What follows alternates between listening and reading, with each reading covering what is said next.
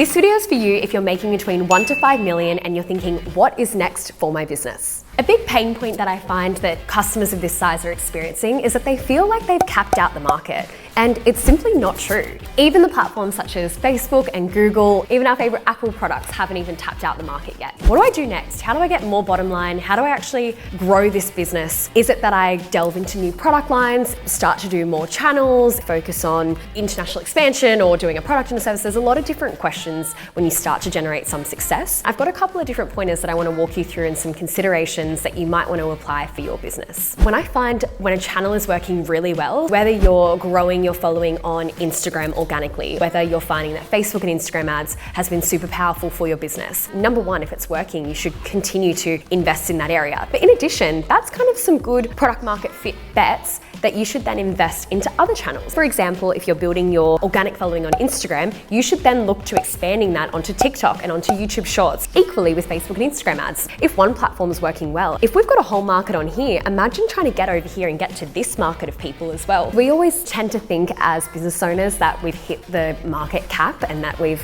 reached the entire Australian population, for example, but it's just not true. There are so many different ways that people consume content. If a channel is working well, now think about reinvesting your time and your efforts and your energy into one, continuing that channel, but two, introducing new channels into your business. Another pain point that you might experience is that you're not getting the cut through on every channel that you might like. To ensure that you can get the best cut through, I recommend being super aggressive in caring about the quality of the creatives on those platforms. Imagine you have your 4 competitors in front of you. How is yours going to win the bid? And that means that you can't just bet on one ad, but you've got to bet on 5 different ideas. Put them all in field and see which one measures up on top. Once that one works, it's all about that rapid iteration of making things that are similar, but also bringing in new testing ones into the mix so that you're never behind the curve. A great way that we like to test this in-house, we'll put an ad forward and see if we actually watch it ourselves. Do we find that we want to watch it the whole way through? Are we scrolling in that first second as well? The third pain point that I hear all the time is, I need to start a new business. I need to make sure that I'm putting a new business out there because it's the only way that I'm going to be able to grow. Starting a new business involves a whole lot of infrastructure, a whole lot of starting from scratch, and a whole lot of outlays that you may not even have to do just by refining what's actually going on within your own business. For example, you don't need to start a whole new business of a web design agency if you're already getting validation from your agency of doing Facebook ads. Instead of just advertising that you do Facebook ads, you can do Facebook and Google ads or Facebook and TikTok and Pinterest ads. That way you have a stronger bet that that's going to work versus cutting off resourcing and allocation here and betting on this whole new activity. I have made this mistake. When starting my agency, I had so much excitement by the fact that I could help people with a whole range of digital marketing services. So I could say yes to all these things. What I found was I actually started to become a bit of a generalist, a bit of a master of none, and actually found it very hard to scale. I was focusing and diversifying my efforts so much, just trying to do what I felt like the market was telling me to do, trying to appease everybody. I was actually appeasing no one. Focus on what works, do more of that, have a look, audit, and see if you can make a small bet elsewhere. But before you do, stay in your lane and do it very well, and don't do what I did. As entrepreneurs, we get so excited to innovate. Where I think the focus efforts can go, especially in the short term when you're validating success of a product, how can I make that product better? How could I invest more into marketing here, into processes, into logistics, into team building, into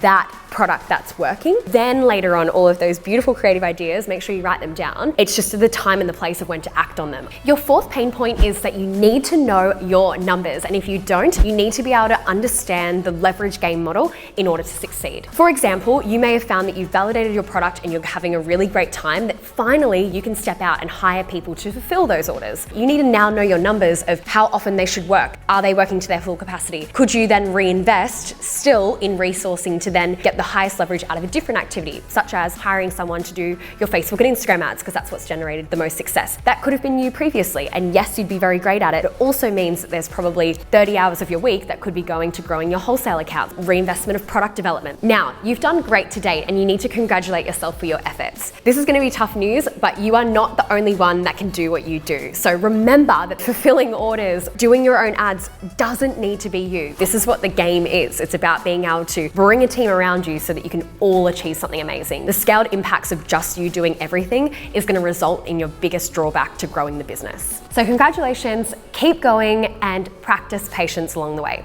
and share this with someone who might need it. Bye.